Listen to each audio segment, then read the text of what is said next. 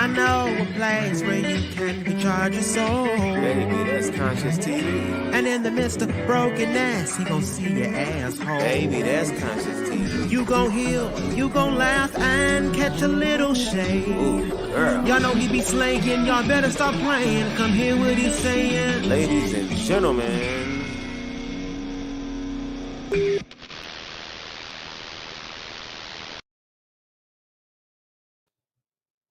What is going on, Conscious Crew? It is your favorite host, breakdown commentator, Consciouztv. Welcome to another riveting episode of the Consciouztv platform. Hope you guys had a wonderful weekend, honey. I have had a beautiful, gorgeous, amazing, just life-giving weekend, honey. I am just getting my whole fucking life, okay? For sorry, that was like a cough and a hiccup all at once. I'm getting my whole life for the month of February. And just this, I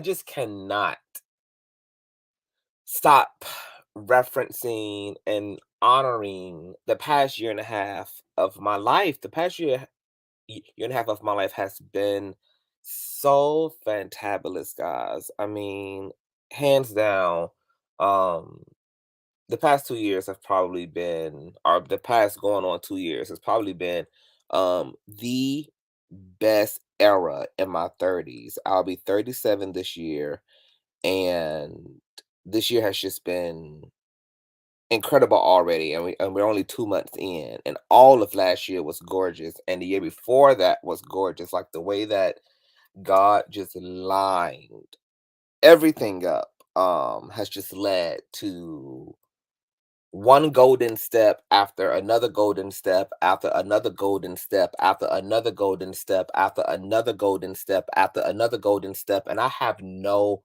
fucking complaints. Like, I am completely in love with my family, and you guys know that I make a distinction between relatives and family, okay? Relatives are who you are connected to by blood. Family is who you're connected to by love. And I have put myself on a life diet, and that's why my life has been like so rich and fulfilling over the past year and a half, because I made some very profound edits to my life. I've committed to a life of happiness and committed to a life of passion. And what that means is that I do not really spend my time and invest my time in people, persons, or things that don't edify me anymore. And I'm continuing to learn about that diet. I'm learning to refine that diet as I live, obviously. And continuing to make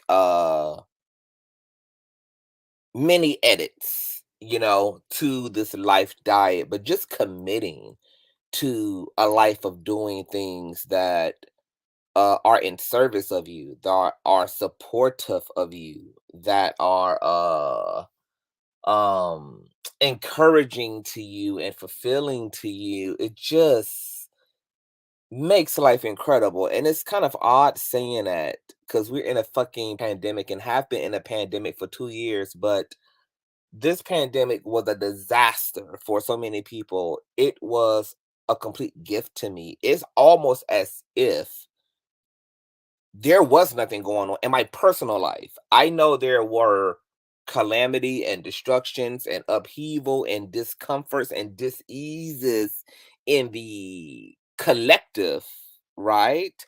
But my personal, individual life within that collective pot was not tapered or tampered or polluted or poisoned in any kind of way. And that was odd. It was odd to prosper and to rise and to actually be happy during such a fucked up dark period in this world and in this country. And so for me, I got to learn about another level of happiness and peace that transcends all understanding, and one that provides incredible immunity. The blood of Jesus, it reminds me of, the chastisement that came upon Egypt in the Old Testament, and how Jehovah was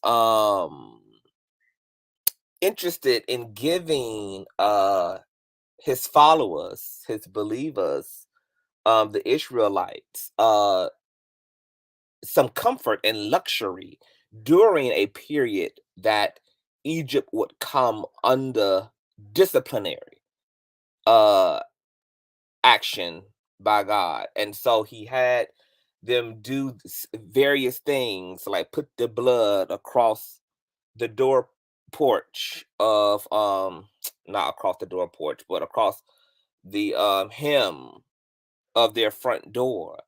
And they were able to ultimately survive all of the plagues. The death angel who came to take the firstborn, the pestilence, the disease, the famine, um, and they kind of, soared, and were able to sustain. And that's how I feel over the past 2 years of my life. So it was a very odd thing to be an observer of what was happening within America, and not necessarily be a participant.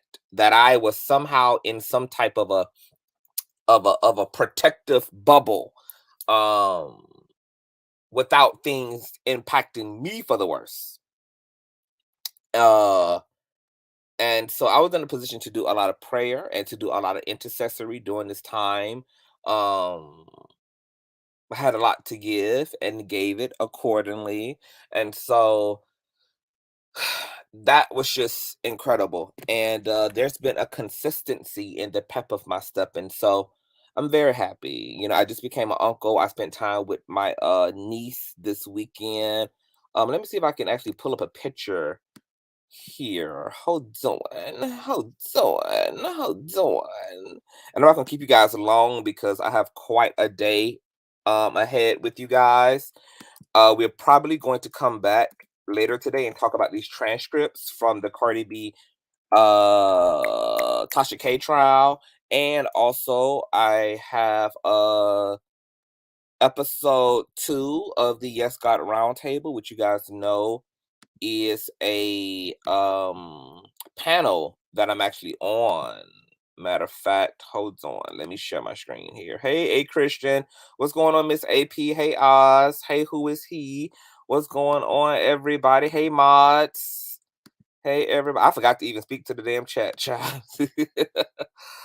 Um, so you guys make sure to tune in tonight for the Yes God Roundtable, which we go on at 8 p.m. On YB Entertainment TV. You guys know I always post the links to um my community wall. So you guys, be checking that. But you guys can go ahead and hit your reminder. We're going to get into some hot topics tonight on the second episode. I'm super excited to see the guys. So shout out to my co-host, YB Cats Meow, Captivating Christian, and also Tremel. Okay, so we will be galvanizing tonight to do what we do best: entertain and inform. Okay, also want to pull up a picture here. I had to come into Colombia for a little bit and meet up with my brother and experience my niece. Honesty, okay, you guys, she's 3 weeks old, and she's a Capricorn, but she's in a Scorpio ruled family, child. I'm a Scorpio. My younger brother is a Scorpio, child. Her mother, Honesty's mother, is a freaking Scorpio. Like, it's a lot of Scorpios in my family. Okay, I have a lot of cousins who Scorpios. Like, this is Scorpio Nation. Okay, we don't play. So I'm excited to have this Capricorn Scorpio dynamic, baby. She is feisty. She don't take no shit. She'll bust you in your throat, honey. And I'm already feeling encouraged, honey, because she gonna be beating these hoes' asses accordingly, baby. Okay, we don't raise no punks, okay? So, she be knocking the damn bottle out of my brother's hands and smacking him all in the face. I'm like, yes, girl, get that pimp hand ready, baby, because these hoes, baby, these niggas, baby, getting it ready, baby. She already getting her practice on. So I am excited, okay? Now I kind of shielded her face a little bit because this is social media. And social media is too fucking ratchet, okay, for sacred things. But this is honestly 3 weeks old, Juicy Couture, honey. And she is such a lovely baby, like so quiet. She doesn't even really cry. And she just makes these cute, adorable baby sounds, and I am just obsessed. I feel like this is my mom reincarnated. My grandmother is saying, "Oh my God, she looks like you, CTV, when you were a child," because she has these big fluffy cheeks and all of these things. And she's just absolutely gorgeous. And I'm so excited to be a auntie. Okay, y'all already know that she's gonna be dressed to the nines, baby. I'm gonna be giving her some of the best experiences that a niece can have. Okay, I'm her only uncle. Okay, well, I'm not her only uncle. We have another, but I'm claiming the only uncle spot. Okay. I'm just going to be spoiled rotten, and I just can't wait to just have influence and to help raise my brother's only kid. And I'm just excited, and she's carrying on our last name. And I don't know, I just am getting baby fever now. I've been talking to my nigga about it. I'm like, we need a baby. You need to get me pregnant. Try to get me pregnant, honey. Activate this womb, girl. We need babies and things. So, and I was somebody who said I did not want children at all. Like, don't have the patience, don't have the time, um, don't want the responsibility, baby. I need to be able to be buck wild and reckless in life, honey, without no consequence to no other person but my damn self. But if I become a mother father, then I'll have to be responsible and saved and stuff. And I don't plan on, I plan on going down in the blaze of glory in life, baby. I plan on getting into some things, baby. Okay. I plan on, having a goddamn army have to take me out of this motherfucker. So I plan on a explosive conclusion to my life. I ain't gonna be able to do that if I'm mothering and fathering, child.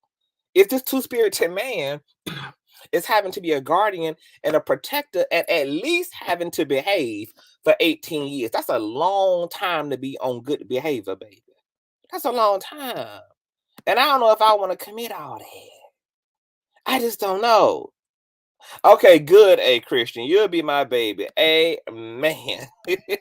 So I just wanted to introduce you guys to honesty. Totally in love. And I'm just super excited. Okay. So speaking of birthdays, child, from one Capricorn now to a freaking Aquarius, child, I want to wish our secular, bald-headed man of God in Christ, my best friend, one of my best friends, and my only mentor, Larry D. Reid Live, a happy 44th birthday. 44 years is a long fucking time. Y'all know God snatching wigs at 2 years old at this point, honey. God snatching wigs at 3 years old. God snatching wigs at 13 years old. So at this point, all y'all people who too shame and don't want to disclose your age, get over it, bitch. Okay, it is a fucking blessing if God kept your black ass alive. You need to be proud of whatever damn number you've been allowed to be a warm-blooded, sentient person amongst the living, honey.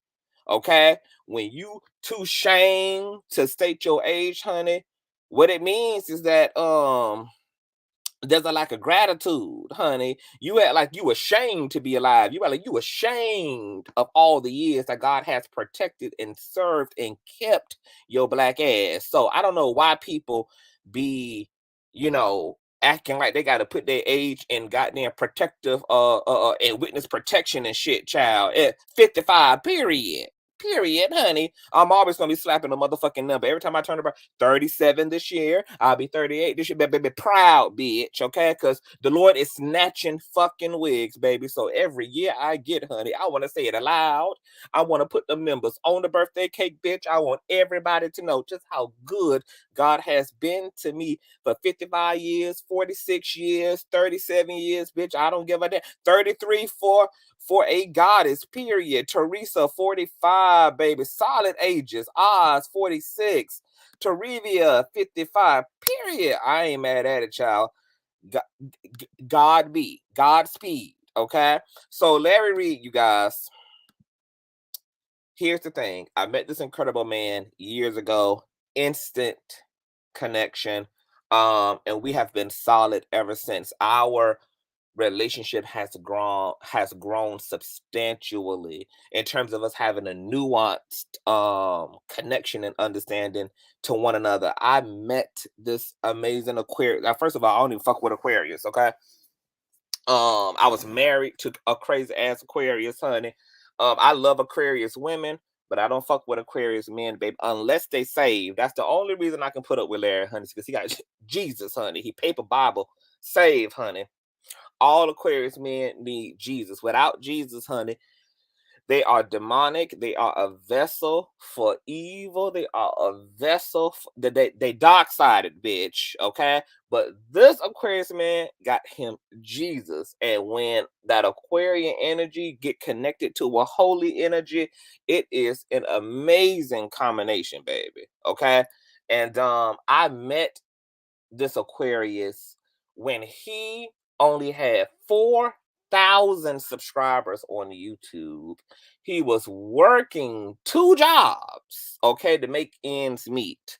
He was working as a Uber driver and working as a substitute damn teacher. And he wasn't even the LarryReid Live platform that y'all know him to be today.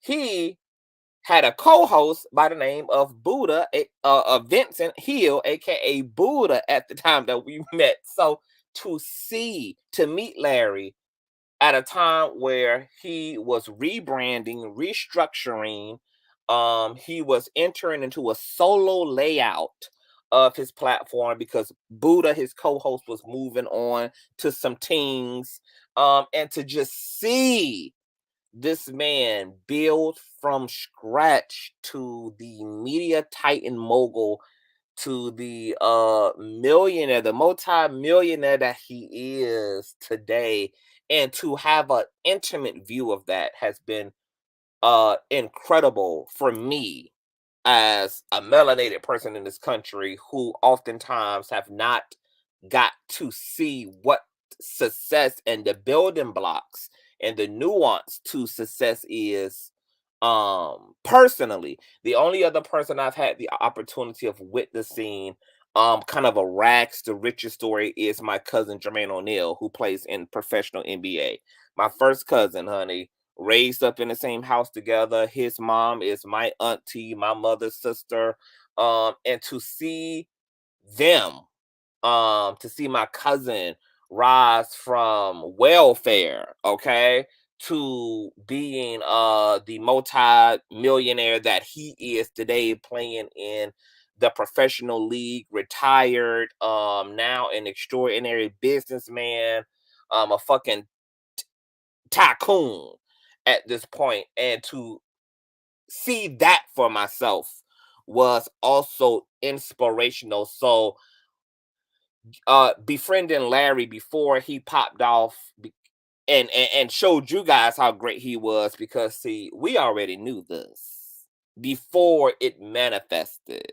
You know, that is what the connection was off the rip. And I remember back in the day, like this, when me and Larry first met, because it was just, we was on the same page energetically, spiritually, intellectually. We both creative, artistic. We both are free spirited, we open minded. I used to harass Larry about collaborations. We need to do collaborations. If you go way back on my platform, you will find interviews that I did with Larry. And this was long before the LRL platform that you guys know today. And for me to know his gifting and to just know how valuable he is to the culture, and to actually see now hundreds of thousands and millions of people being able to see that and respect that and to witness that and to support him, like, it's just incredible. I feel like a proud papa. I feel like, I'm looking at my son. He's out here doing, making Papa proud. Like, what? I always knew you could do it, and he's fucking doing it. So I want to wish Larry a happy 44th birthday. I feel like I didn't say it happy birthday 50 million 11 fucking times.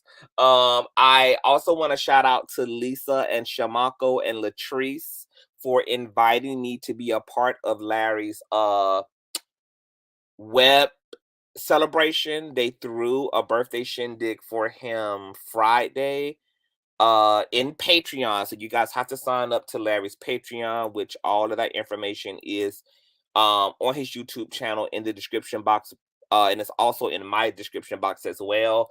I was invited to be a speaker, and Bishop Bernard Jordan pushed through. Kendall was there, the gang was there. It was freaking amazing. Okay. We are also asking that you sow a seed of $1,044.44. I gave my donation. Shamako, Lisa, Latrice, Bishop Bernard Jordan came through and sold that times fucking 7. Okay. And I want to shout out to all of the LRLers who was able to sow that seed and was in a position to sow that seed. And we wanted to sow it directly to Larry's Cash App or his Vimo or his Zelle or his actual website that you can go to and click the donation link. Do not sow that seed to the NBN network, because Larry does not touch that money for his personal use. This being his birthday, this is a seed that we were donating to him directly and personally. So please send it to one of the 4 donation options. There's a goal that we were trying to obtain, and a lot of people came through with that seed. So you're also sowing into a man of God. I don't give a damn what people can say, whatever the hell they want to say about Larry. They can say he's a gossiper. What? I don't give a damn, baby. This man is motherfucking anointed, okay? And people's opinion don't snatch the anointing. People's opinion don't redefine the anointing. People's opinions don't alter the anointing, baby. This man is anointed, and this man is called for the future. So you're not only sowing into a man who has a heart, a man who is a giver, a man who is an entertainer and keep you on your feet and keep you laughing, and also bring real and necessary conversation to the community. But you're also sowing into a prophet and an actual man of God. And anytime that you sow into a man or woman of God, you're also sowing directly back into your own life. So if you're able to donate and contribute that seed, then you do so. And I also want to say that, the way that this world is upside down right now for a plethora of reasons, baby, we are on the threshold of the age of Aquarius. So we are definitely going through a huge reconstruction era. That means that we're going through a demolition course. Okay, we're going through a demolition period. We are snatching down social constructs. We are revisiting religious idea, making assessments, coming up with new perspectives, new levels of enlightenment. There's a lot of movement in the world. You also got the fucking enemy loose out on this motherfucker. So, it's a lot going on all at once. Okay. We're in a bit of a shit stew. So we got to stay focused, and we also can't take time for granted. People may not even be here next year who were here today. People are being raptured every other day, moment by moment, hour by hour. Celebrate people while they are warm. Celebrate people and honor people while they're here. Stop thinking that you have a year, you got years, you don't have no motherfucking time. Where did you ever get the impression that you have time? Where did you ever get the impression that you got all the time in the world? You don't. From the time you come into this world, the clock is ticking down. From the time you come into this world, you're actually living to die. You're moving toward your expiration date. There's an invisible clock ticking down over all of our heads.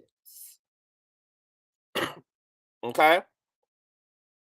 And if it ain't Corisha 19, if it ain't a stray bullet, if it ain't a fatal car accident, if it ain't dying of natural causes, if it ain't diabetes, hypertension, high blood, if it, bitch, it's you're going for one reason or a damn another. Okay? Celebrate folk in the now. Okay, and that's all people, anybody that you love. Okay, you ain't even got to wait till a person accomplishes everything they can accomplish before you celebrate them. Celebrate them because you love them, support them because you value them, and understand that it's all about the now. All that you know you have is right here in this moment. This afternoon ain't promised. Tonight ain't promised. Monday ain't promised. Tuesday ain't promised. Wednesday ain't promised. Thursday ain't promised. Friday ain't promised. Saturday ain't promised. Sunday ain't promised, baby. That vacation you got planned for the summer ain't promised. That birthday you planning for in a few months ain't promised. Okay? That Thanksgiving dinner ain't promised. The only thing you absolutely indefinitely have is right now. Celebrate yourself while you have the opportunity to. Stay near and dear to those you love. And hold on to the present moment. Okay? Pick and choose your battles. Pick and choose your stresses in life. Okay? Because life is too motherfucking short to be out here upset over stupid shit and fighting with stupid ass people. It's too many valuable moments worth your attention. So have your priorities in order. Happy birthday to Larry D. Reid live. I appreciate you. I love you. The Conscious crew loves you. And I had to pop my pussy 4 nights in a row.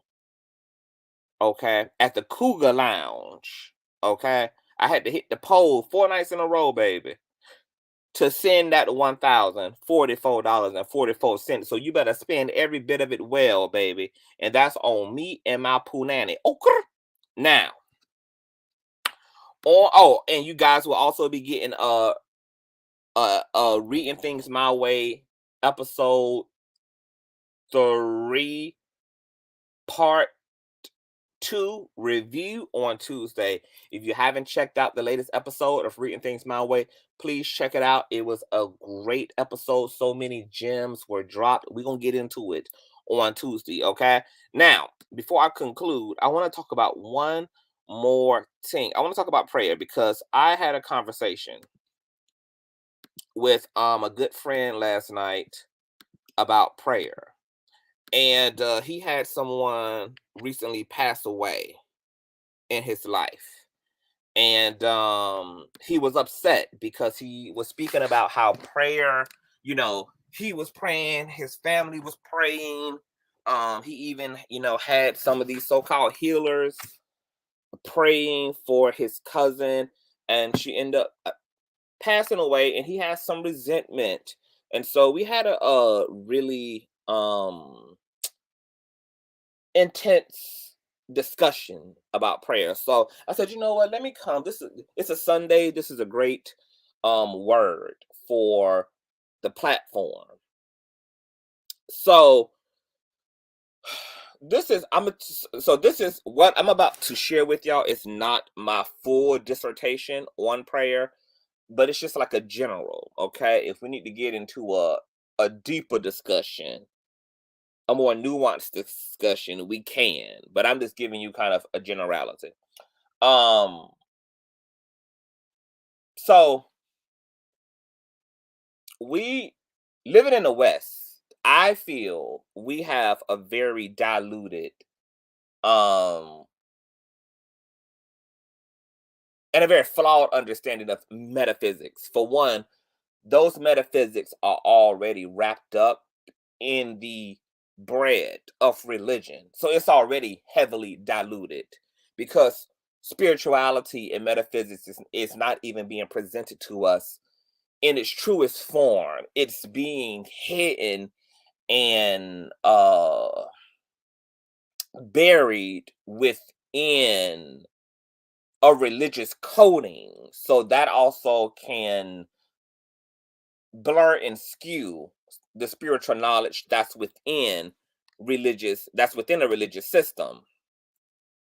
um on top of that, because most of us in the West are participating in a particular religion, that would be Christianity for most, we're not even getting a wide range of spiritual knowledge, okay? Everything is being vacuumed and tailored to the Christian doctrine. So that's another thing. And then you also have the fucking issue of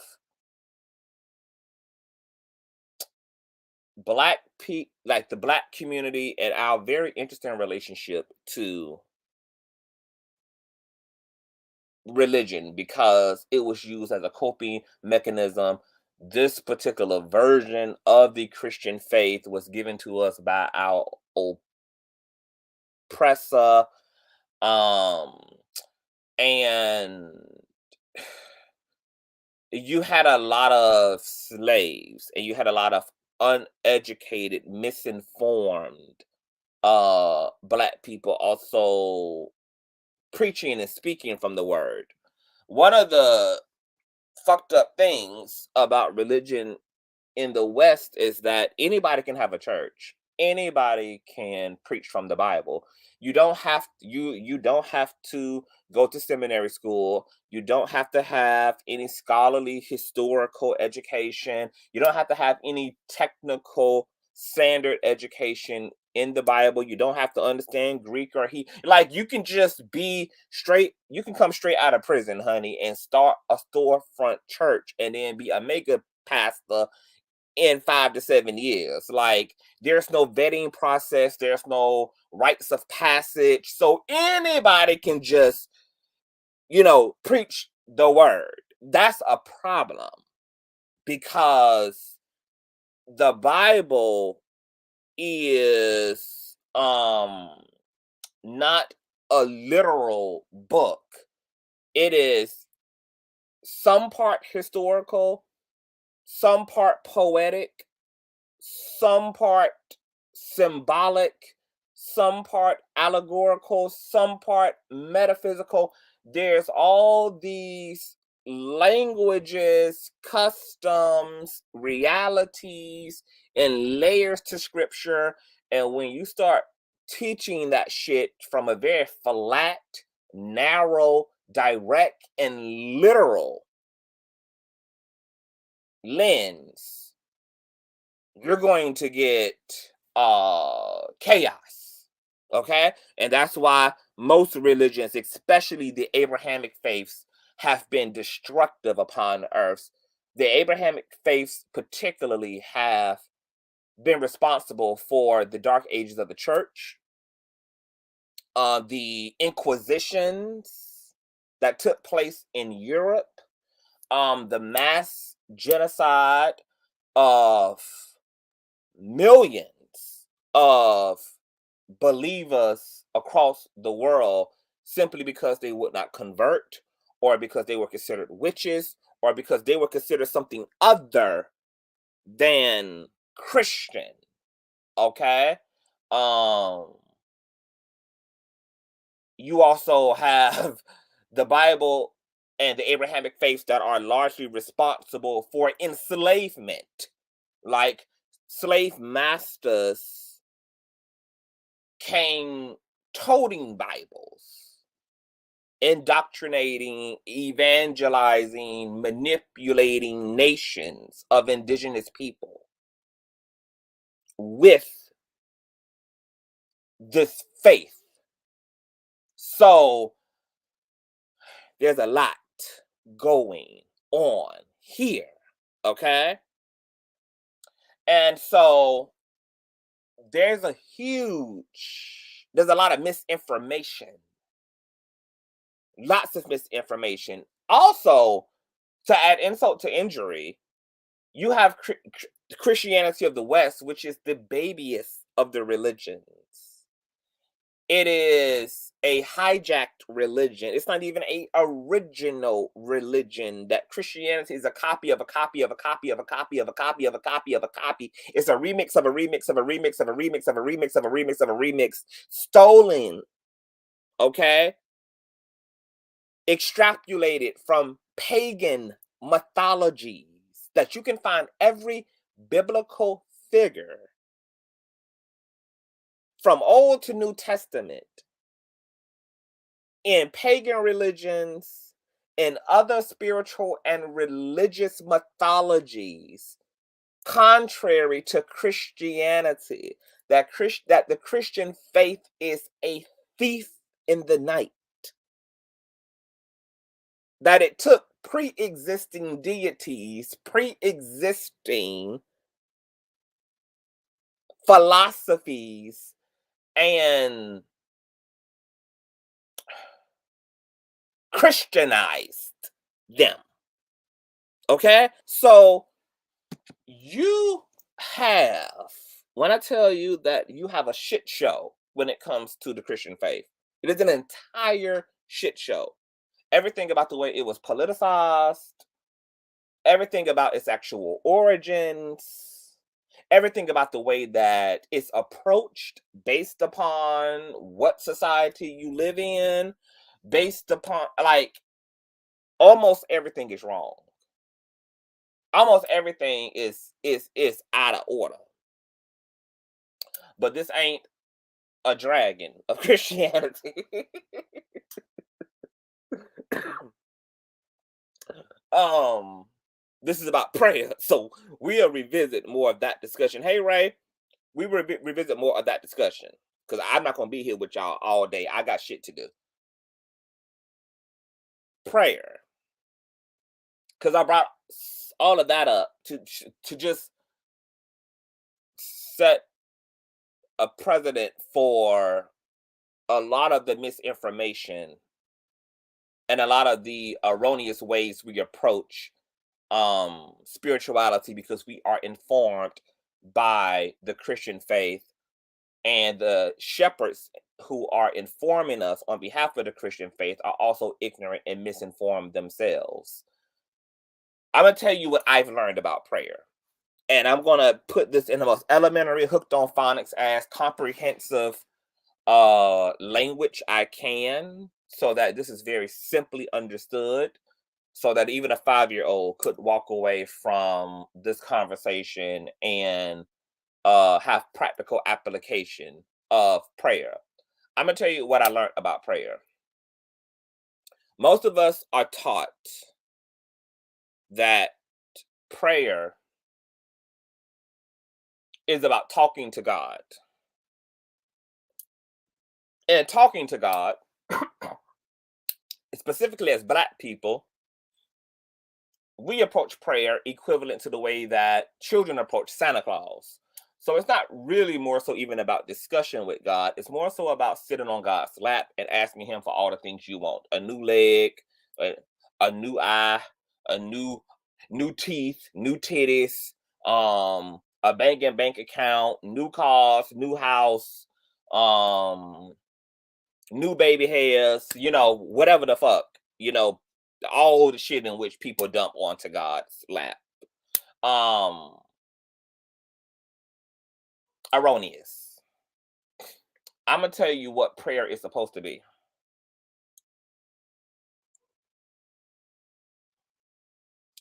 prayer. Okay, knockout. Prayer is, let me tell you what my prayer is. Prayer is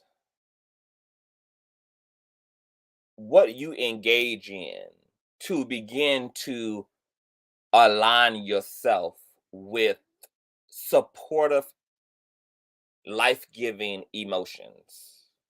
What I don't like about the way that the church approaches prayer is that there's a strong emphasis on what you say, saying, talking, talking, talking, talking, talking. The point of prayer is to speak or focus yourself in such a way that it creates feeling. The thing that makes your prayers potent is has nothing to do with what you say. The actual power and premium gas that empowers your desire, that then transforms that desire into an actual manifestation, is your emotion. So whatever you're doing in prayer is supposed to be resulting in you feeling at optimal emotional health. Okay? Whatever you're doing. Now, so prayer can look like anything you want it to look like, whatever you have to do to pray. Sometimes I put on hip hop music in order to generate a feeling of well-being. Sometimes I put on soul music. Sometimes it's gospel music. Sometimes I watch some of my favorite comedians. Whatever I have to do to get into a place of wellness. Because this is the key here, is your feeling. If you're not feeling better, if you're not feeling empowered, if you're not feeling more joyous, if you're not feeling more at peace, if you're not feeling more rejuvenated and exhilarating, if you're not feeling the butterflies and the anxiousness of life, if you're not feeling that feeling of excitement and thrill, you have not successfully prayed. Now, once again, prayer does not have to be tailored to speaking in a religious way. It doesn't even have to be tailored to speaking to a particular deity. It doesn't even have to be approached from, I'm speaking to literal God or literal Jesus. Prayer is just about telling yourself whatever bullshit you need to tell yourself to get yourself to feel better. The point of prayer is to feel better. Whatever you have to do inside of your mind and your consciousness and your psyche to get to a place, and it doesn't matter if you're telling yourself the truth, the lie, it doesn't matter. What the only thing that matters is that whatever you're doing is producing a better feeling. This is why the scriptures even say to speak it as though it already is. The scriptures are telling you to create a different reality. Don't worry about if what you're speaking or saying has not manifested yet. Because it's not even the speaking that's going to manifest it, it's the feeling that is. There's not enough emphasis on the importance and priority of where you are emotionally and what you accomplish emotionally through the process of prayer. Okay. Now, once again, prayer can encompass anything. And many people do, all types of things in order to get themselves into alignment. As I said, so for some folk that may be speaking hymns and psalms and reciting scriptures and crying or speaking to God or counting their blessings in their prayer. For some people it may be yoga, for some people it may be frisbee, for some people it may be dancing, for some people it may be stretching, it may be like, it doesn't, the methods can be whatever they need to be. There's only one thing that's significant in prayer, and that's the way you feel. Why do you think even deaf and blind people or mute people can even manifest, that they can manifest in life? People who can't even talk can manifest because the universe is not built upon language, and at least not language in the way that we understand. Okay? It's based upon feeling. It's based upon your emotional body. Okay? The spiritual laws don't speak English. They don't speak Japanese. They don't speak African. They, the universe, the spiritual laws speak energy, energy, emotion. What is your point of attraction? And everybody has a feeling body. You can have a handicapped body. You can have a disabled body. You can have a sickly body. You can have an obese body, an in shape body, a short body, a skinny body, a black body, a white body, a tan body. But what we all have is an emotional body. And this is the key to the power of prayer. Okay? So, whatever you're doing in your prayer life, whatever that is, whatever gets your emotional rocks off, okay, is what you want to bring and integrate into your prayer life with the intent to produce wellness in your feeling. Wellness in your feeling. Okay? Now, once you feel better, once you feel great, once you feel you've reached your fullest potential and what you can accomplish emotionally today in terms of achieving happiness and joy, from there you want to speak or release desire back into God, back into the universe. And once again, you don't even have to speak this, because the truth is, once you have desired it, you have already spoken it. The universe and its spiritual laws are non-physical, so it's not contingent upon you having the right words. It's not contingent upon you even needing to utilize your speaking faculties, because this is all metaphysical and non-physical to begin with. Now, if it just makes you feel better to speak it, speak it. Speak it. But you don't even have to speak it, because once you have desired it in your heart, remember those scriptures that speaks about how God wrote eternity, hid eternity within the hearts of men? Remember those scriptures around Christ? The kingdom is all around you and within you. So once you desire a thing, envision a thing, dream a thing, want a thing, perceive a thing already is. And you don't even have to necessarily speak it to co-create it. What you do need to manifest it is to feel virtuous emotion as you hold that desire in focus. So, practical illustration of this is a few months ago, right? Like, some days I have these organic, like high vibrating days. I have these high vibrating days where I just wake up and I just have my cup is overflowing in good energy. I'll press the gas on these days and I'll go from good to greater.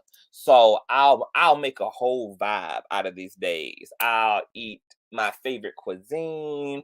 I'll put on my favorite music and I'll just push the envelope emotionally. I'll drive those good feelings into even greater feelings. I would expound and build upon. I'm talking about sometimes, y'all, I get so fucking happy, I just fucking cry. I'm talking about I press the gas on joy.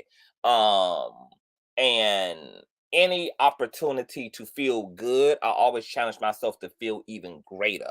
Like I always try to reach my highest potential of emotionality. So the greatest peace I can achieve for a day, the greatest happiness I can achieve for the day, the greatest contentment, the greatest fulfillment. That's my that's what I call a life diet. That I'm on a life diet right now of feeding myself good feeling because I function so much more incredibly when I'm just feeling well within my being, when I'm feeling optimistic, when I'm feeling great, when I'm feeling wonderful. And feelings keep you healthy as well. They reduce illnesses, they reduce hypertension, they reduce strokes, they reduce aneurysms. You know, it's interesting how your emotional body is so significant to your wellness, y'all, that based upon the way you feel, you can either improve your health or deplete it. Why you think there's all this science around depression and stress leading to high blood, leading to strokes, leading to heart attack, leading to all these things that just the way you feel can have a physical impact. So if your emotions, the non-physical part of you, can have an impact on the physical organs of your body, can have an impact, a detrimental impact on the physical apparatus that your consciousness is operating in,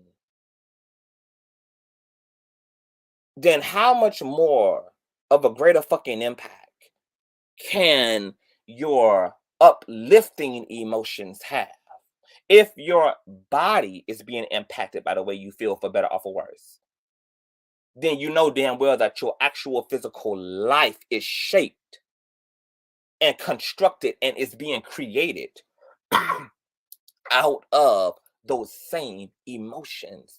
The reason why most Americans' lives look like shit is because most people feel like shit. Most people are fighting depression. Most people are worried. Most people are unfulfilled. They're working jobs they can't stand. They're living in neighborhoods they can't stand.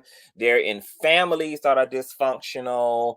Most Americans vibrations are all over the place. Their emotional body is all over the place. They have things they love in their life, things they can't stand in their life, and as a result their life look like some combination of both, light and darkness.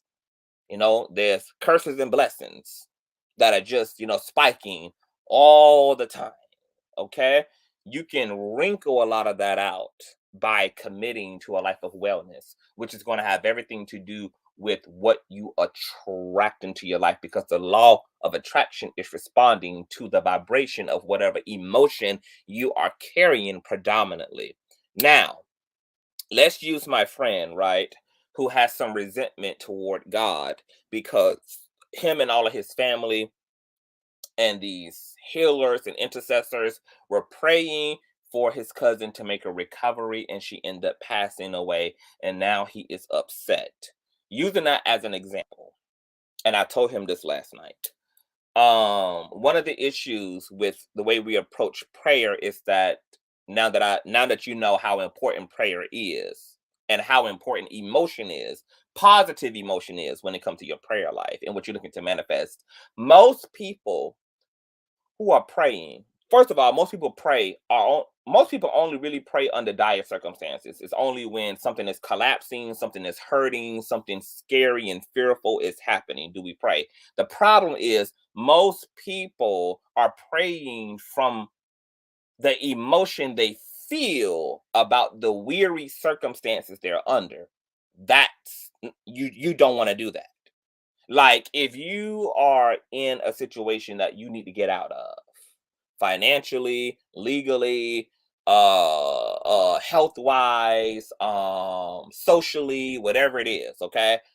What you don't want to do is pray from a low emotional range, okay? Because you ain't putting no gas in your point of attraction when you do that. So this is what happens most of the time. You're in a fucked up situation, you go to pray. You're feeling fucked up. Now you're committing yourself to saying all the right things. Lord, get me out of this. Lord, get me out of this. Lord, in Jesus' name, I plead the blood. Father God, I bind and rebuke. Da, da, da, da, da, da, da, da, da. And while you're saying all the right things, you're feeling all the wrong way. So your spirit is out of sync with the frequency or the deity or the spirit. For Christians, it would be the Holy Spirit that's trying to get in sync with. So you can't pray from a place of despair and expect relief or expect rescue. You can't pray from an emotional place of hopelessness, but be praying for hope. You can't be out of sync in that way. You can't serve two masters. You cannot serve light and darkness. So most people are in their prayer because of, oh Lord, help me, Father, help me, Jesus. That does not power your prayer. If anything, that separates you even more from what you're wanting to manifest. What you want to, so let's say you're in a fucked up situation. What you want to do is use prayer. Once again, not to necessarily talk to God, but you want to use prayer to first and foremost talk yourself into a better feeling than the one you are experiencing under your circumstance. So if I'm in a fucked up situation, what I'm going to do is go into prayer, and maybe I need to encourage myself in order to get some supportive emotions going in myself. Maybe I'll call upon some scriptures, some hopeful scriptures, some strengthening scriptures, some empowering scriptures, or maybe I'll think about my grandmother. Maybe whatever my point of attraction is that will draw me out of this depression or this sadness or this concern or this worryation, whatever it is, I'm going to focus on that in my prayer. The point of me going into prayer is to disassociate myself from the low vibrating emotions that my situation or circumstances are causing. Once I then am in prayer long enough, and I don't care how long you have to be in prayer. If it takes you to be in prayer for hours before you can produce a better feeling, before you can calm the emotional scale, then be in fucking prayer for hours. If you got to be in your prayer closet for days, hell, I don't give a damn. At the end of the day, you want results, you have to work your way into those results. And we're all different, right? We all personalize our circumstances very differently. So it may take some people have can climb that emotional scale to well-being faster than others based upon understanding and philosophy, right? Because that's also a thing. Put a pin in it right there. The reason why it's difficult for most people to disconnect from their circumstances is because a lot of times as people, we personalize our circumstances. And when you personalize a thing, you allow it truly within. You allow it to seed itself within you. That's what it means to be personal or to make something personal to you. Okay? So the more personal you make your circumstances, the more you identify with your circumstances, the harder it's going to be for you to disassociate, because you really believe you are the circumstances. You believe that your debt represents you. You believe that your health crisis represents you. You believe that whatever is going on represents you, and you're so attached to the circumstances that there's not even a distinction between you and the circumstances. If you want to be a manifester and you want to have potent manifesting ability, you've got to accept fundamentally that I am not my circumstances.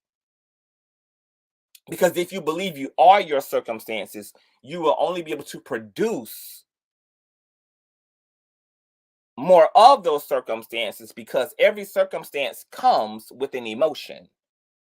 And if you are having a string of misfortune or finding yourself having a pattern of bullshit going on in your life, and you are identifying strongly with those patterns, you are identifying strongly with those manifestations, And so you're going to constantly engage those circumstances from poor emotional health. You're going to be sad all the time. You're going to think it's okay to be sad because these are the things that are going on. You're going to think it's okay to be angry because these are the things that are going on. You're going to think it's okay to be combative because these are the things that are going on. You're going to think it's okay to be hopeless because these are the things that are going on. And so there's never a way out. It's just perpetual downhill, perpetual downhill, perpetual downhill, perpetual downhill. Larry D. Reid,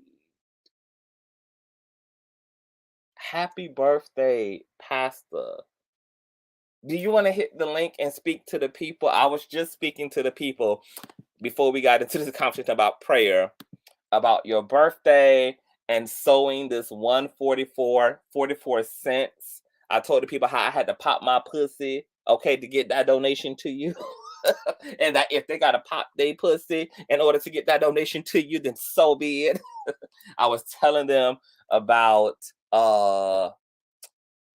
celebrating people while they are alive, giving people their roses. We are blessed to have you, doctor, in the world. You have been a point of hope and solution. You've opened up conversations as a Black man in our community that are necessary and needed. You bring laughter and entertainment and information and depth to this society. You are necessary for the culture, and we value you and we appreciate you, and we hope that you're having one of the most phenomenal and memorable birthdays that you could ever have, and you deserve all of it and then some.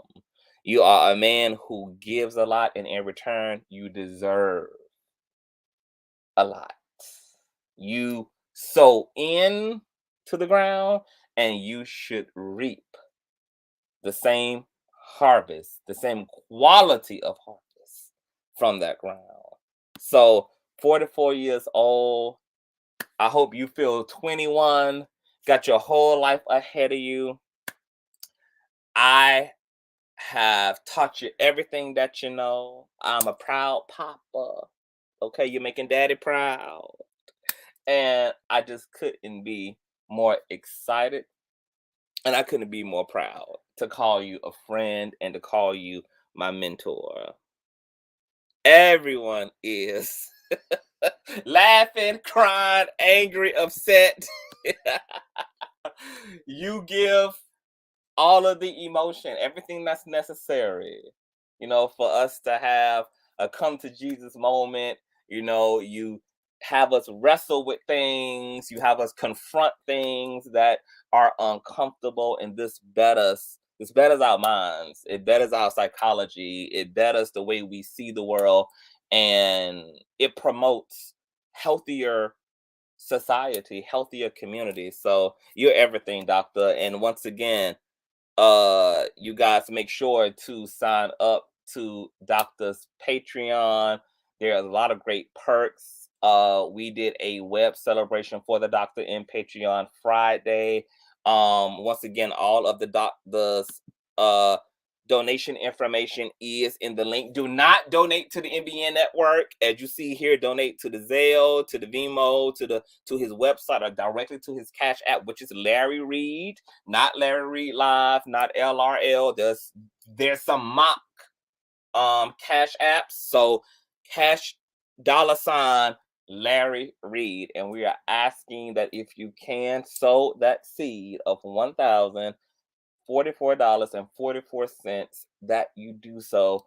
And you're not only sowing into Larry's life, but you're also sowing in return to your own, because we're sowing into a prophet of God, to a man of God. Okay, so to sow into a man or woman of God is a both-handed experience, baby. It's a two-way street, baby. But we definitely are trying to reach a goal, because there's something that we definitely want Larry to be able to experience. Okay, and those experiences come with funding. Okay.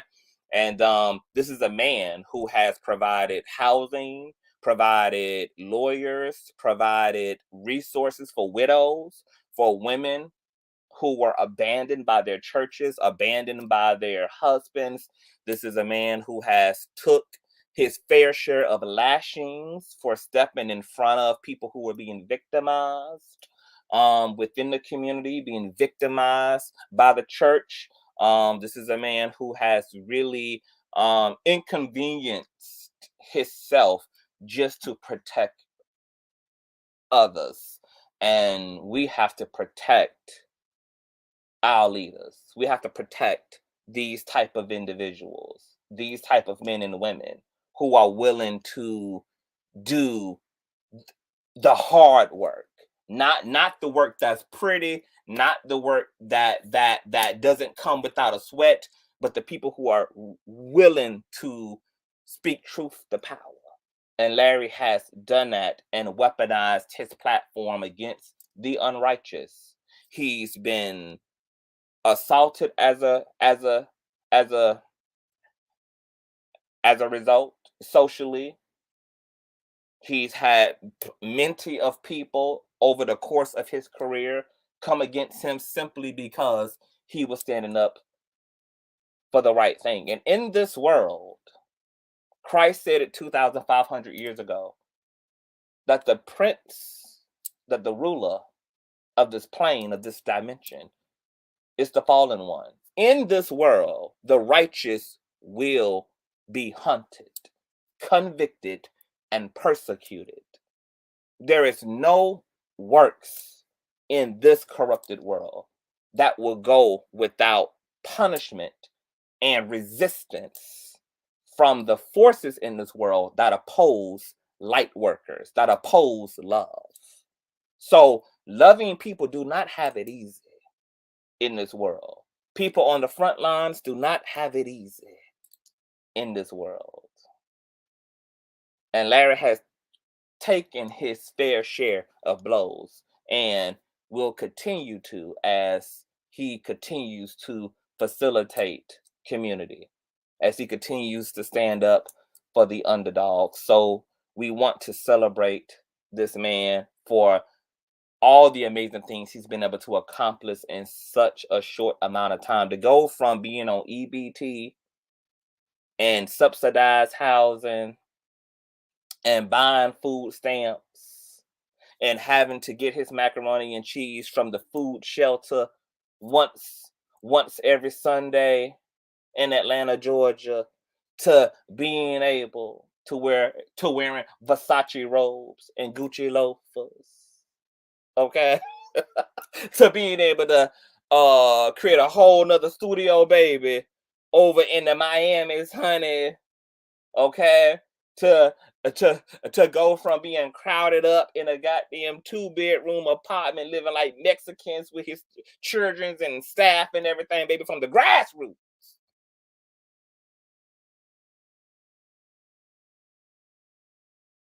to being the over accomplished media mogul that he is. And he did all this, you guys, in shy of 4 years. 4 years. Now he went from being a black man on a payroll to being able to put other black men and women on a payroll, being able to start and fund other black entrepreneurs and black businesses. When God is for you, who can be against you? It ain't a hater. It ain't the prince and ruler of this world. It ain't nobody. And many weapons will form, but ne'er should ever goddamn prosper. So if you can, once again, please sow that seed of $1,044.44. And the 44 represents Larry's 44th birthday. I know he's a man of numbers, okay? He's a man of numbers. And if you can't, then definitely support Larry by signing up to his Patreon, or you can send whatever donation that you're capable of sending. And once again, directly to his Cash App, his Vimo, his Zelle, and his web. So happy birthday. And make sure to check out the latest episode of Reading Things My Way with you guys Once again, we'll get that review, okay? On Tuesday. Yes, God. So happy birthday, LarryReid, with your big head ass. Now to conclude on my prayer, okay? On a prayer. You don't want to pray from a place of low vibratingness and discouragement. Always make sure that you're using prayer to encourage better emotional feeling. If you do not come out of prayer feeling great, if you do not come out of prayer feeling hopeful, if you do not come out of prayer feeling excited for what God is doing, for what the universe is doing, for what the spirit is doing, whatever your terminology is, then you have not successfully prayed, because prayer is the process of working out your pain body and turning your pain body into a light body. That's what you're supposed to be accomplishing in prayer. That's what you're supposed to be accomplishing by speaking to God. Whether you see God as something external to you, or see something God as internal to yourself, or see God as yourself, or whatever it is you imagine, the principle here is to achieve better emotional well-being through the process of prayer and worship, which are synonymous to each other. Okay? Once you have achieved a better feeling, your most optimal feeling, once you have reached your highest potential in your emotion, from there, what you want to do is then declare and decree and demand whatever it is you have as a desire, whether that's a cure in your body, whether that's a cure in your bank account, whether that's a cure in someone else's health, whether that's a cure within your community, within your neighborhood, whatever it is, you want to feel great and then speak. Feel great and then communicate to spirit, to God. Release those things. You want to indulge in your point of attraction, whether, once again, whether it's your health or your finances, from a place of feeling better. I no longer see, I had an erroneous perception of prayer too growing up. No wonder my prayers were always spastic and I had weird results. And it was because I had a contradictory emotion to the things I was praying for. See, to ask is a wonderful thing, and we are encouraged to ask. Ask and ye shall receive. Knock and the door shall be open for you. Seek the kingdom of heaven, and all other things shall be added unto you. Okay? When you feel better, you create better. You create better. And so when you desire a thing in your heart, in your being, in your mind's eye, in yourself, in your consciousness, in your spirit man, in your inner self, it is already done.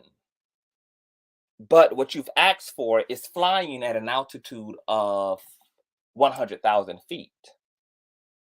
But if you're feeling less than you need to, then it means that you're soaring maybe at 50,000 or 30,000 feet. And your manifestation is flying at 100,000 feet. So you have to elevate your vibration. You have to elevate your emotional self so that you can have a head-on collision with what already is done for you. Everything that we all have asked for has already manifested. But our emotions have us flying at a lower altitude. So we're never encountering or intersecting with what has already manifested on our behalf. If you want to reach all of that stuff that's in your iCloud, you've got to use your emotions as a trampoline to encounter and to acquire all of that juicy stuff trapped up in your spiritual iCloud. Because the prayers don't come down, baby. We go up for them. Because there's money and there's health and there's well-being and there's power on heaven's floor. Heaven's floor is right above us, baby. We go up for the grab. Your emotions is what propels you and slingshots you into proximity and direction. Your emotions, your positive, life-giving emotions, is what puts you on the trajectory of what has already manifested for you. I cannot stress enough how significant your emotions are to your prayer life. You guys have to integrate and understand how fundamentally significant your emotions are to manifestation, or as the church like to call it, to the law of magnetism. Okay, I wish I had understood this. I wish somebody would have taught me this at an early age. I could have been a bad bitch a lot sooner in my life. I could have been living a golden life sooner than later had I known about this one single ingredient. Because I knew what to ask for. I knew who to talk to.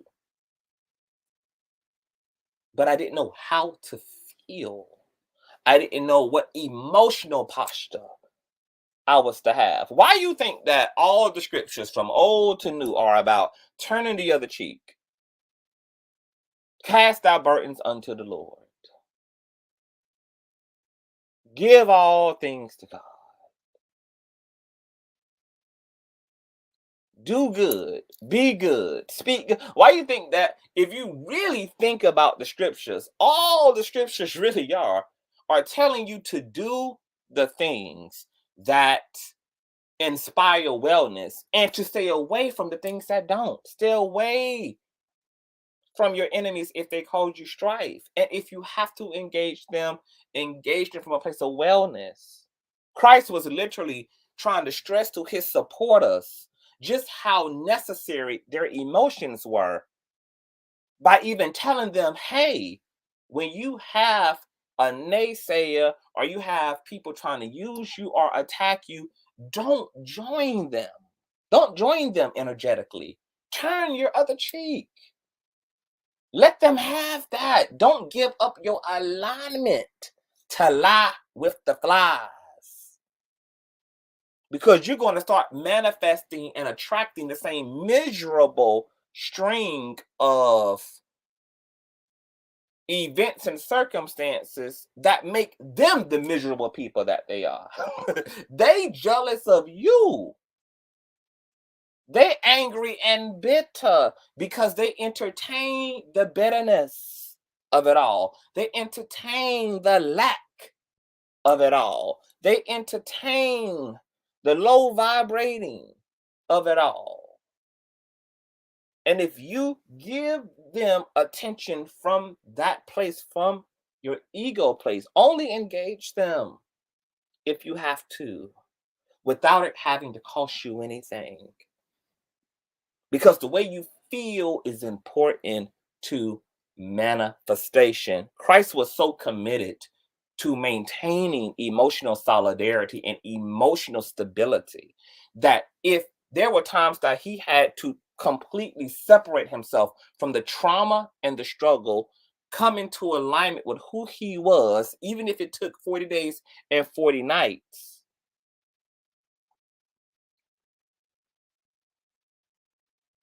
and then stand in that vibration of greater knowing and preach that to all other people. If he had to separate from the trauma and the struggle of his family, from the trauma and the struggle of the community, from the trauma and the struggle of his friends, from the trauma and the struggle of the nation, in order to remain emotionally solid so that the vibration he stood in that was responsible for healing and miracles and prophecies. That's what he did. Because the old saying goes true.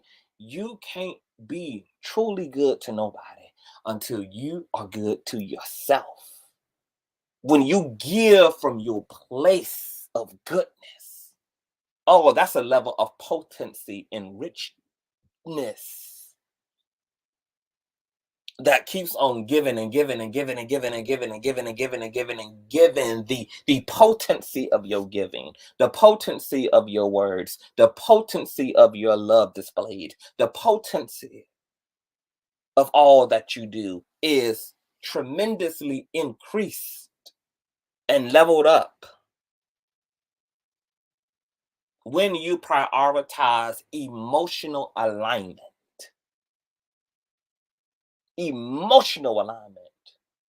So the reason why things oftentimes get worse under dire circumstances, even though we're utilizing prayer, we're reciting all of the right words, but we don't attach the emotions that should be in tandem with those words.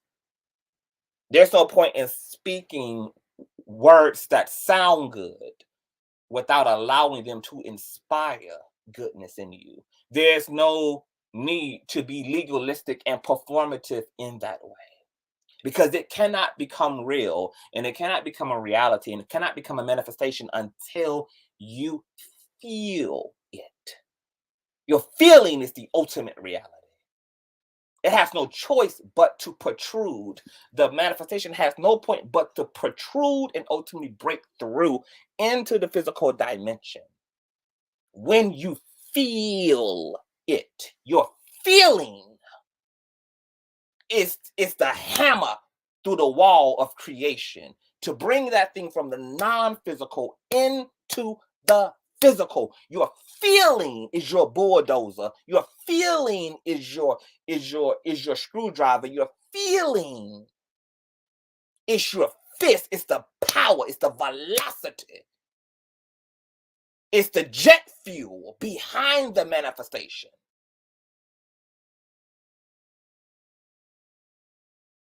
that allows it to puncture through the non-physical plane into our physical dimension. Your emotions are your gas. And just like in your car, if you put poor quality gas, which we're going to use as an AKA to low vibrating emotions, sadness, depression, strife, bitterness, resentment, unforgiveness, selfishness, etc. Just like your car is going to perform terribly because you got that cheap ass $2 synthetic gas in your car, that's the same way your emotions, low vibrating emotions, that's the same impact they have on your desire, whatever desire that is. High premium gas is equivalent to high end emotions. And when you speak from a place of wellness, that's what creates. Let me tell you, I come from a long line of mystics. I have been a part of covens and congregations of believers that have literally used the psionic power of love to literally create life. I come from the long line of mystics who will restore a baby's heartbeat, not through resuscitation, not through begging and pleading God to bring the baby back to life, but literally bring that child into the bosom of the believer and pour sweet, affectionate, loving energy all over that baby. To pour love and marinate that child. in words of life, in kisses of love, and to hold that child in a vibration of well-being uninterrupted. Literally utilize the power of love to bring forth life, which is where life has come from, which is where creation has come from. Creation has come from the womb of love. So most people think that the knowledge is complicated. Actually, the knowledge is very simple. This is why Christ kept it simple. If you isolate the teachings of Jesus, the teachings of Buddha, the teachings of most deities, even the even our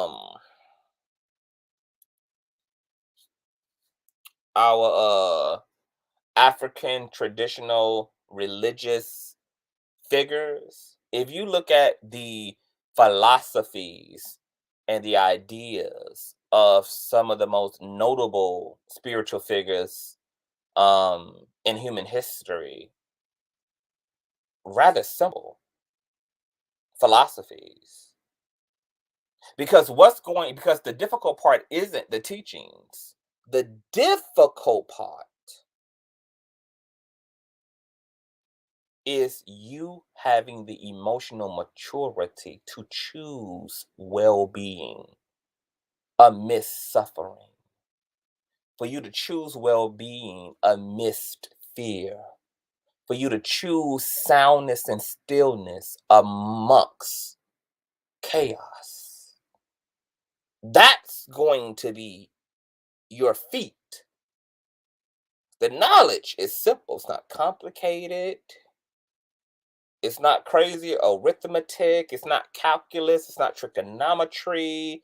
The science is the metaphysics of it all are so simplistic. It's going to be everything else that you're going to find difficult. How many people can stay still amongst trouble? How many people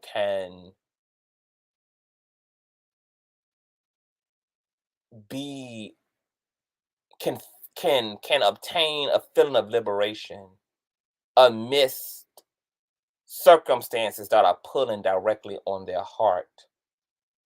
Maybe you have a sick child, daughter's dying of cancer, bankruptcy, foreclosure, whatever it is. How people imagine that they can be those persons. Not very many people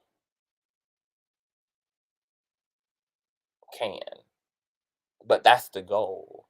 Because if you can do that, if you can do that, you have the security of knowing that whatever circumstances might form against you, whatever circumstances you may find your way into in life, you will always be able to count on yourself to have a breakthrough. You will be able to always count on yourself to never, ever, ever have to identify with any unfortunate circumstance, because you know it's not the end, that you have the power to create breakthrough in your life, that no circumstance has been completed to the end.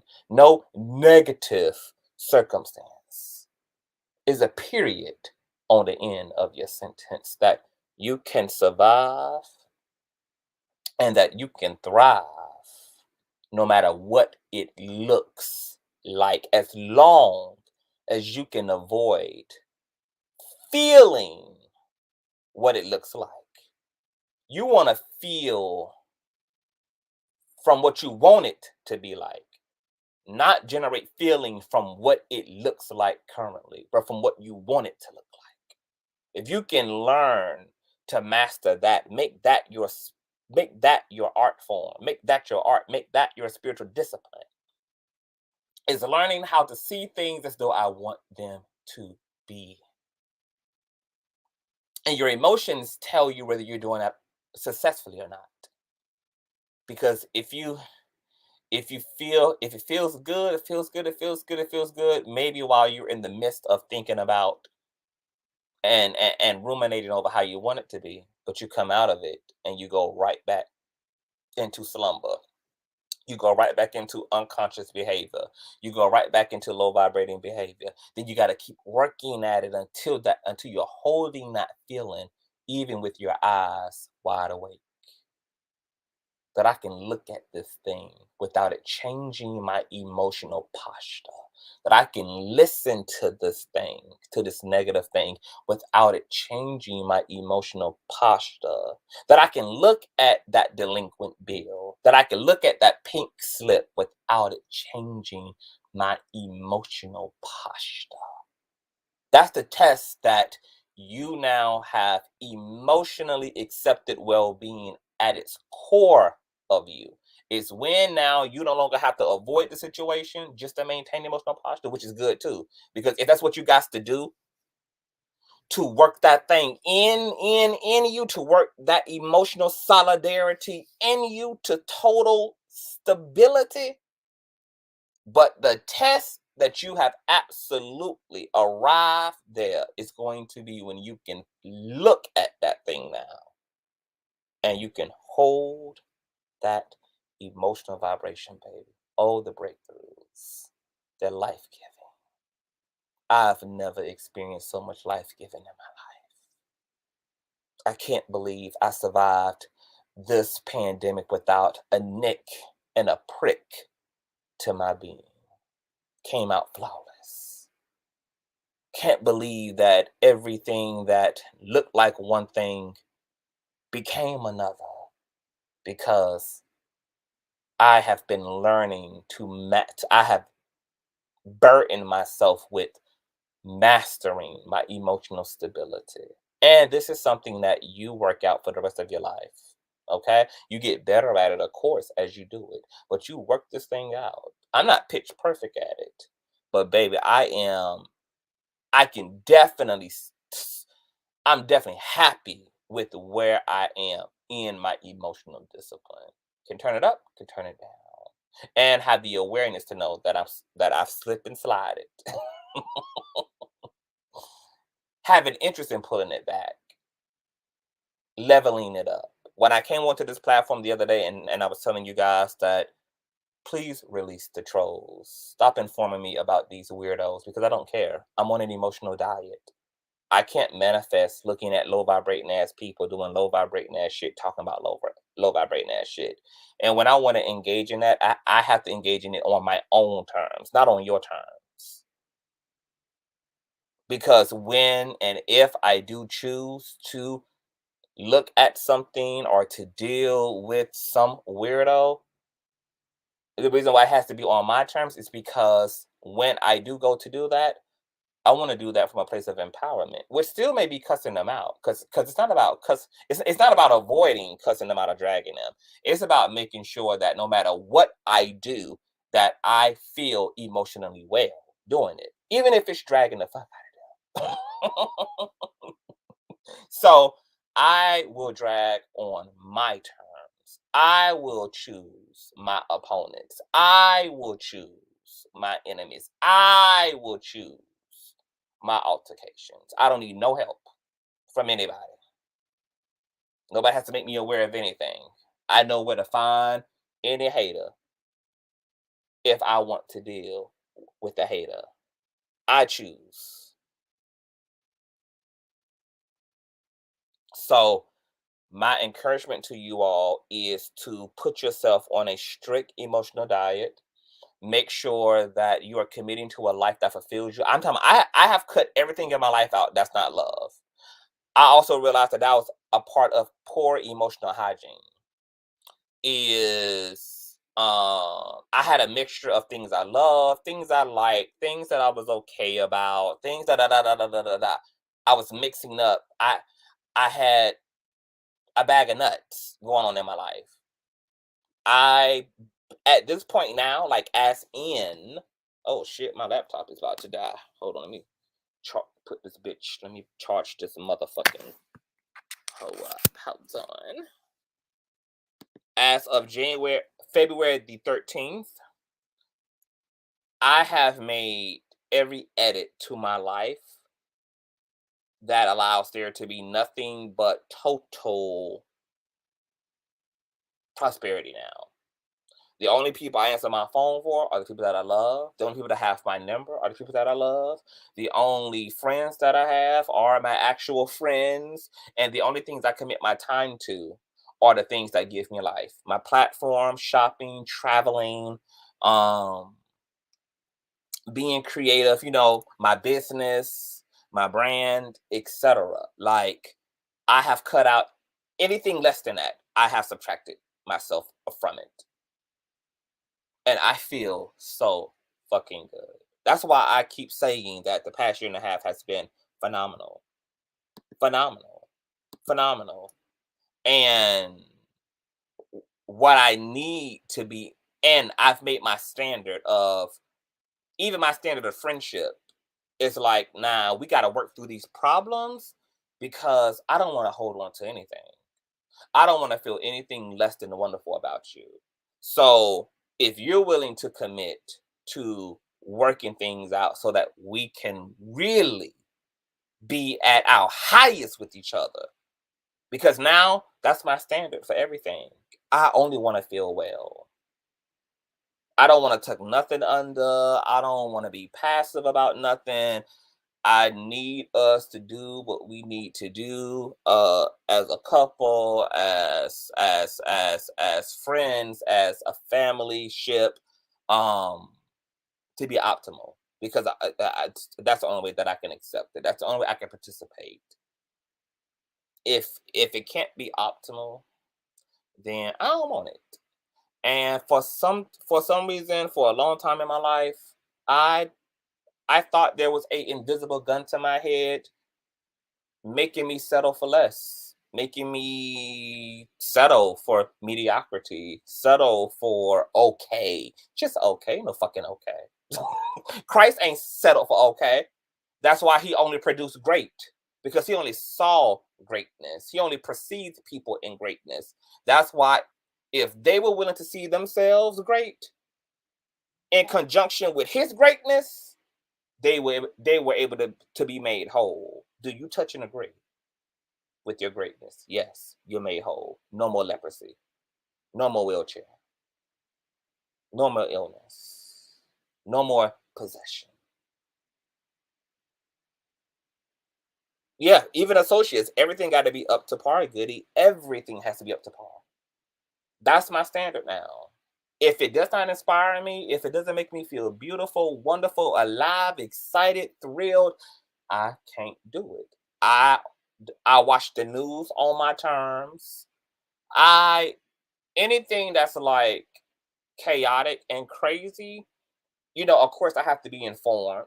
So I'm going to inform myself, but I also just understand how important it is for me to be emotionally well before I look at certain things, before I report on certain things, before I allow myself to be informed about certain things.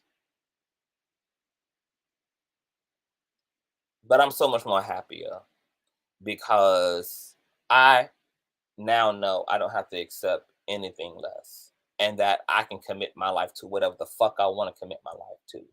And for me, that's the best out of myself, the best out of others. And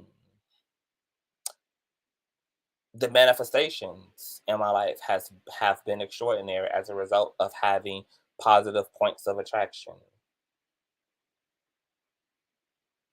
And so I just hope you guys understand the significance of your emotional body. The way you feel is everything. And if you're thinking that you are cursed, you're not cursed. If your life is crazy and shit, at the basis of it, the root cause of that is poor emotional hygiene. That's why your life looks like shit. That's why it seems like you can't catch a break. you keep identifying with the low vibrating circumstances that inspire and motivate low vibrating emotions. And because you're sustaining low emotional IQ, because there's a lack of emotional intelligence, because there's a lack of emotional stability, because there's a lack of emotional um balance, then you have no choice but to keep you leave the law of attraction no choice but to keep responding to and to give you more of those feelings, because the way we feel translates to the metaverse as or the multiverse as, oh, you want more of this. Your emotions are your point of attraction. It doesn't matter what you're holding in your head. These the new age of gurus, they also leave all of this, the emotional aspect out of it. They would have you think that the law of attraction works like this. If you think it, think it, think it, think it, think it, think it, think it. If you can hold it in your mind, hold it in your mind, hold it in your mind, hold it in your mind, hold it in your mind, hold it in your mind, you can get it. No. This is why most people have not gotten it. Holding it in the mind is the easy part. Mm-mm. You have to feel it in your being. The Book of Thomas talks a lot about the law of attraction, the law of reciprocity, the law of magnetism, the law of reaping and sowing, and the importance of the posture of your heart as it relates to your prayer life and your manifestation life. That you have to marry your mind and your heart together. That you have to unify both left and right hemisphere, both divine masculine and divine feminine. Divine feminine, your heart, divine masculine, your mind. This dynamic and merge and unification is even symbolically represented in scriptures as marriage. When male and female come together in holy matrimony, what does the Bible say? They become one in what? Spirit. These are spiritual symbolisms. These are metaphysics wrapped up in social constructs. The social constructs represent spiritual truths. We make it all so fucking simple, and we so basic about it all. Western spirituality is just so watered down. Western Christianity is so fucking watered down. Your state of being, exactly, FB. The state of being. Ray says, I had to learn to walk away from foolishness even when I know I'm right. Yep. You got to give up sometimes just being right. You know, sometimes it's better to leave that negativity where it lay. Absolutely. You have to be able to, like Jesus said, turn the other cheek. Don't let it cost you. Don't allow yourself to come under injury as a result. Whatever you have to do to maintain solidarity mentally and emotionally, do so, because both those things, your mental and your emotional body, are fundamentally responsible for the co-creation of your life. And if you want great co-creating, and you want a great life, and you want a legacy, and you want happiness, and you want consistency and fluidity within your existence, you have to learn to divorce the things that interrupt those processes and to divorce the things that injure you emotionally and mentally. So if that means remove, like, I don't communicate to all of my relatives. That's why I make the distinction between relatives and family. Relatives, I'm related to by blood. Family, I'm related to by love.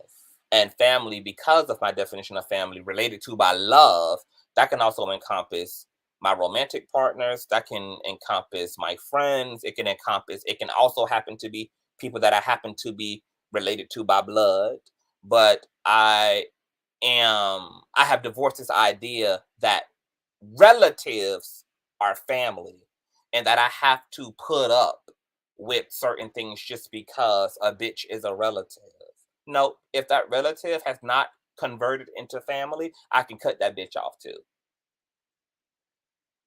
And that bitch can be an auntie, that bitch can be an uncle, that bitch can be a sister, that bitch can be a cousin, that bitch could be um a a, a grandfather. It could be any motherfucker. I don't give a damn. I am not committing myself to any one group, any one persons. And Christ established the same thing in the New Testament. When Peter, whoever it was, came in there, came in his tent talking about your people outside Jesus, Mary and them outside, Mary and your brother, he said, my family are those who do my father's works. Boom. Right there in that single line, Jesus destroyed and exposed social constructs for what they are. That in the West, we look at our relatives, we consider that family. Jesus said, bitch, family is who you choose family as. Your tribe is who you choose as your tribe. Your tribe is those who are like-minded. Your tribe are those who share and participate in the same principles of life as you. Anything outside of that is not tribe. It's not family. And is okay for you to let go of. Hey, Mookie. Hey, refuse to lose, boo. Absolutely. I don't deal with a lot of relatives for a reason. Yep, because they're relatives. I bet you only deal with the family who happen to be relatives. You know, that's how I am. And I used to, and because we not taught this shit, I used to be sad. I used to be. I used to feel kind of guilty. There's an auntie right now trying to get in contact with me. Been trying to for the past 8 months. I'm not in a place where I desire communication with her. And it's primarily because of who she is. And I don't want her to Bluetooth into my energy. I don't want to sit on the phone and indulge in negative criticisms about other family members or relatives.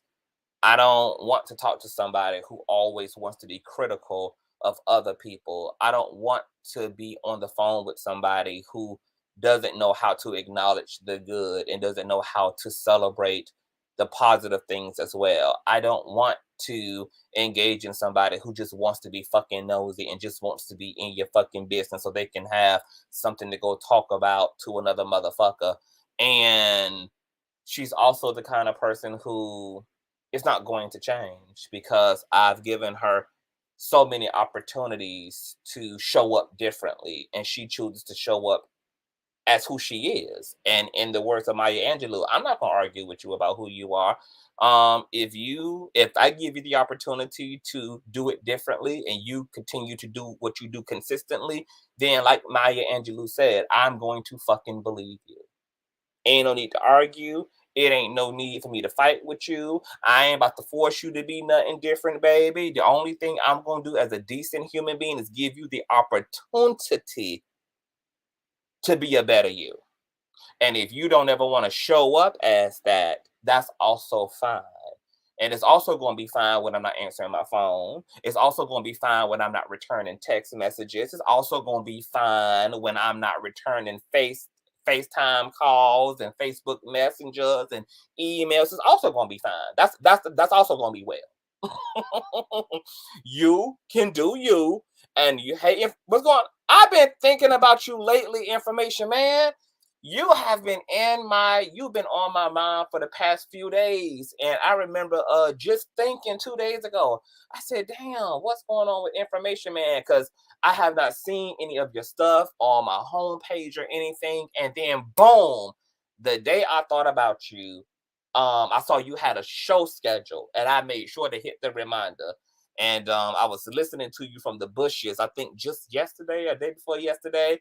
And it was just so coincidental that you came to mind, and I had not seen you in a while. And then thank God YouTube like thrusted you up as I was scrolling. I said, there he is. And then you popped into the stream, man. I hope you're blessed and you're well. I'm proud of you. I think you've hit your 12K subscriber. You guys make sure to subscribe to Information Man. Information Man also has a backup channel where he's teaching those who are wanting to know how to be successful on YouTube.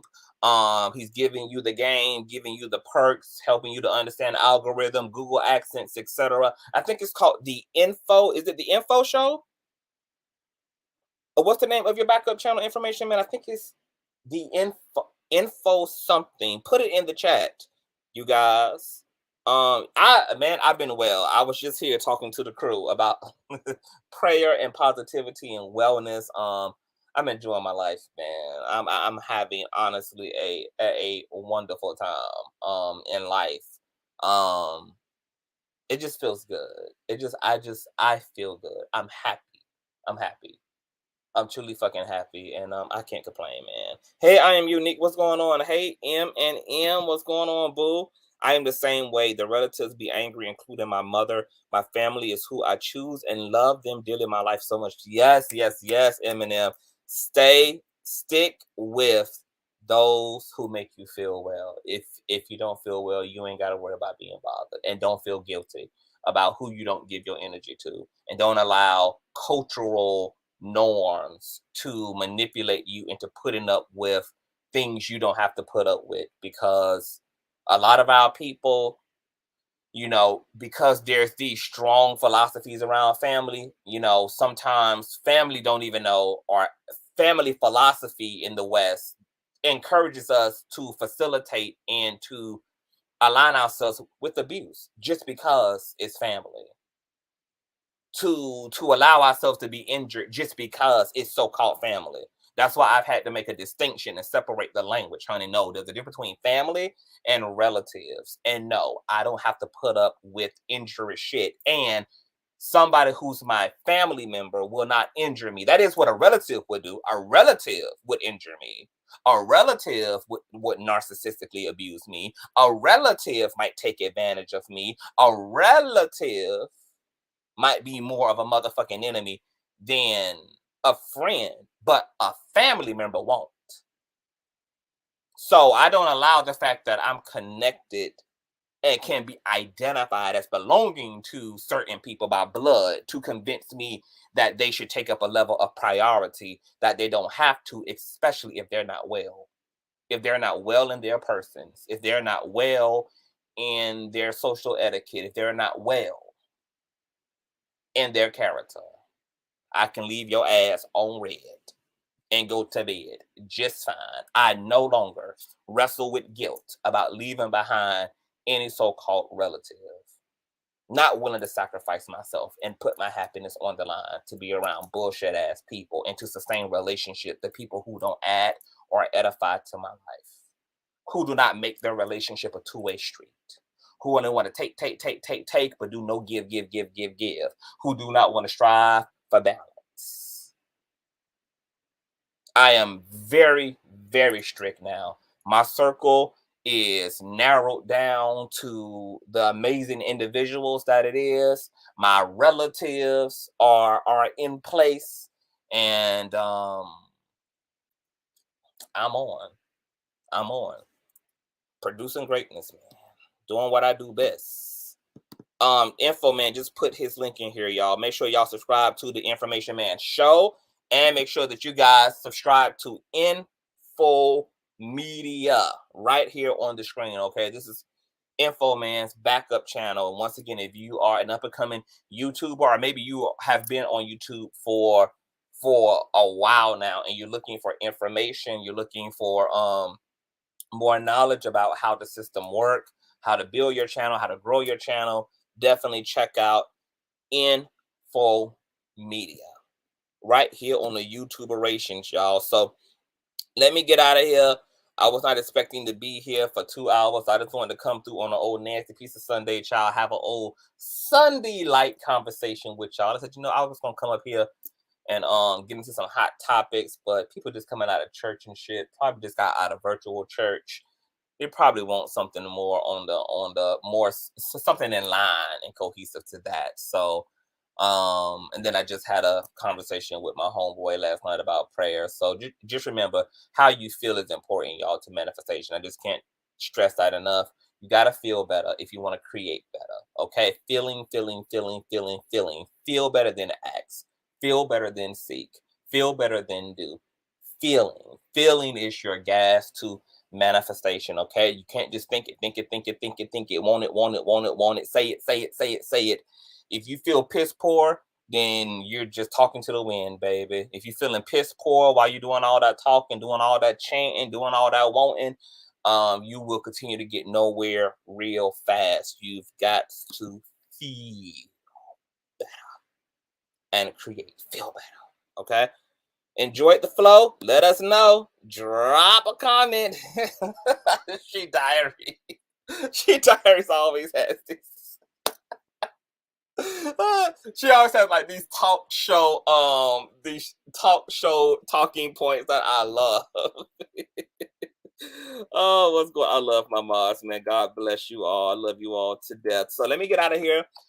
Make sure to check us out on YB Entertainment TV tonight at 8 p.m. Yes, God Roundtable episode 2. Me and the panel will be over there getting into some things, baby. I will post a link in the community wall as well. Make sure that you guys also go over and wish the doctor happy birthday. Let him know CTV sent you. If you can donate that $1,044.44, then definitely sow into our bald-headed secular man of God. You only get one time to be 44 years old, and who knows what 2023 is going to be like. So let's honor the people that we love and the people that we support and the people that entertain us and encourage us and edify us and give us purpose and meaning and entertainment across the board while we have the opportunity to do so. Because, man, the way that this world is set up, every licking minute, hour, and day and week freaking counts, man. So hopefully, I'm hoping to see my 37th birthday in November. Okay, so we'll see, baby. We got what? 10 months to go, child. So we're gonna power through. But I love you guys. I'm gonna get out of here. We do have the Tasha K Cardi B trial transcripts. Okay, so we'll be getting into them things. If we don't get into them things tonight, we'll definitely be back first thing Monday to get into the ratchetness of it all, baby. Shout out to Tasha, shout out to Cardi. I love you all, and all email information, donation information is in the description box below. And we also have a Patreon live that we got to do too. I had missed the show because I ended up babysitting my niece, and then we had Larry's celebration and all of that. So I have not forgot about our Patreon live. If we don't do Patreon today, we'll also be doing Patreon first thing on Monday. Thank you all to the new patrons who are signing up. Content is coming for you guys. So I will check you guys later. Peace.